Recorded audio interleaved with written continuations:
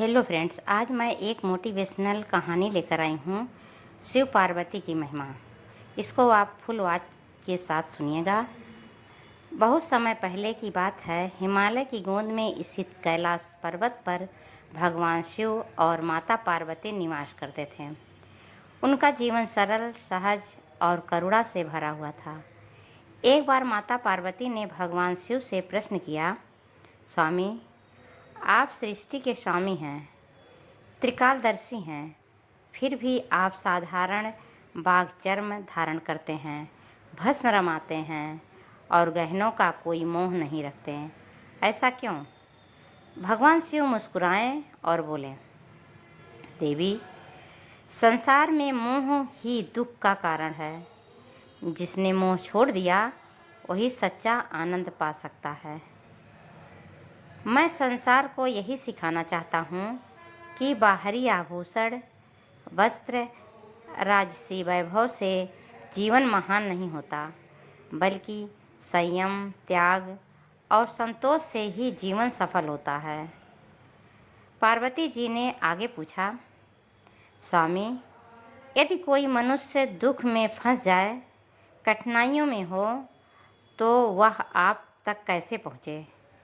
भगवान शिव ने उत्तर दिया, देवी, जो व्यक्ति सच्चे मन से बिना कपट, बिना लोभ के केवल ओम नमः शिवाय का उच्चारण करता है, मैं तुरंत उसकी पुकार सुन लेता हूँ।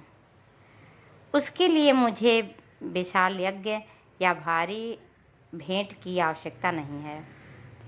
केवल सच्चा विश्वास ही पर्याप्त है। तभी एक दिन कैलाश पर्वत पर एक निर्धन स्त्री रोते हुए आई। उसके पास कोई दान दक्षिणा नहीं था, बस एक मुट्ठी चावल थे।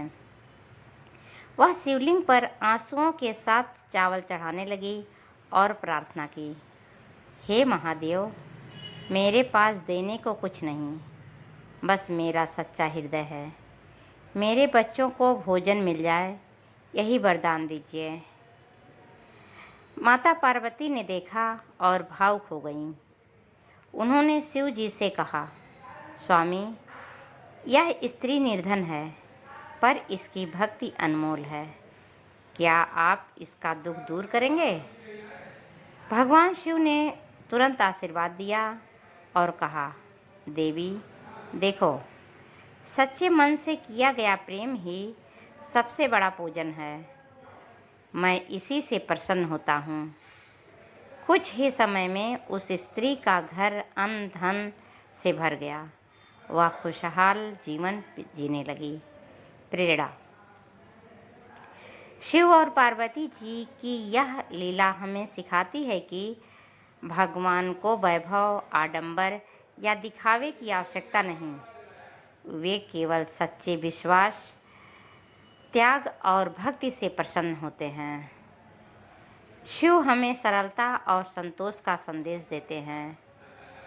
पार्वती हमें करुणा और ममता का मार्ग दिखाती हैं, और दोनों मिलकर यह बताते हैं कि सच्चा सुख भक्ति और विश्वास में है, ना कि बाहरी वैभव में। Thank you friends. यह कहानी आपको कैसे लगी कमेंट बॉक्स में ज़रूर बताइएगा, और अगर अच्छी लगी हो सब्सक्राइब, लाइक, शेयर करना मत भूलिएगा।